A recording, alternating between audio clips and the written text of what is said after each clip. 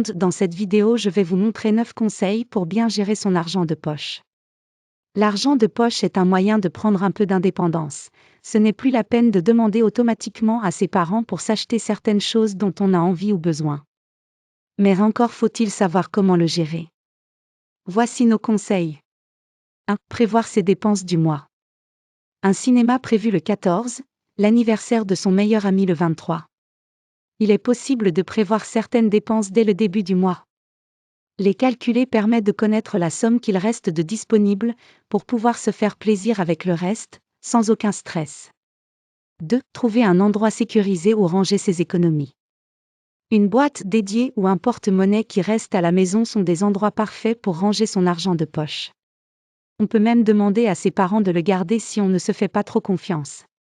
C'est mieux que de le mettre, par exemple, dans son tiroir fourre-tout dans lequel on ne retrouve rien.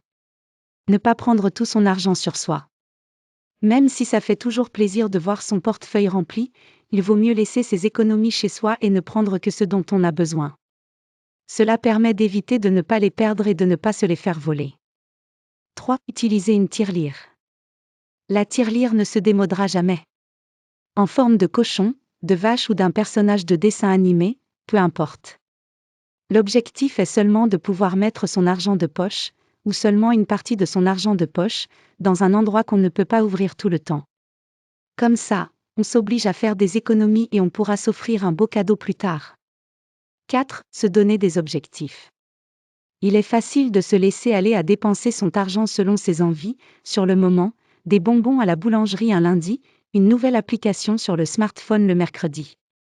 Et finalement au bout du compte il ne reste plus rien pour s'acheter ce qui fait vraiment plaisir.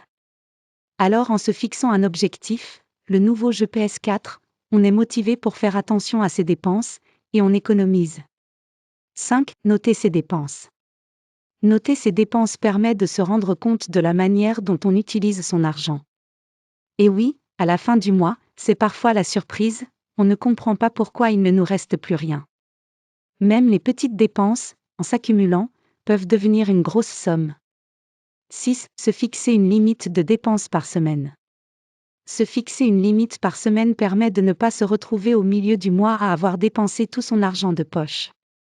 7. Ouvrir un compte bancaire. En ayant un compte bancaire, on peut facilement suivre ses dépenses depuis un ordinateur ou un téléphone. Dès qu'on a besoin, on jette un coup d'œil pour savoir où on en est. Et en plus, ouvrir un compte c'est super simple. Mettre une somme de côté chaque début de mois. Cette technique peut paraître simple, et pourtant on la met rarement en application, alors qu'elle peut vraiment porter ses fruits. Le principe ? Se fixer une somme à ne pas dépenser chaque mois, on la met à l'abri, et quelque temps plus tard on a une grosse somme dont on est fier et avec laquelle on peut se faire plaisir. Le plus difficile, c'est de ne pas se trouver de fausses excuses à chaque début de mois pour ne pas le faire. 8. Se faire plaisir. Et enfin, avec l'argent bien mérité et épargné, faites-vous plaisir. Constituez-vous un budget prévisionnel. Établir un budget prévisionnel est un bon moyen de ne pas vivre au-dessus de vos moyens, de prendre conscience de la réalité et des limites de vos ressources, assure Anna. Une fois que vous avez épluché vos relevés de compte, vous pouvez anticiper les sommes que vous allez dépenser dans le mois par catégorie, sorties, alimentation, hygiène, carburant. 9. Séparer au moins 10% de vos revenus.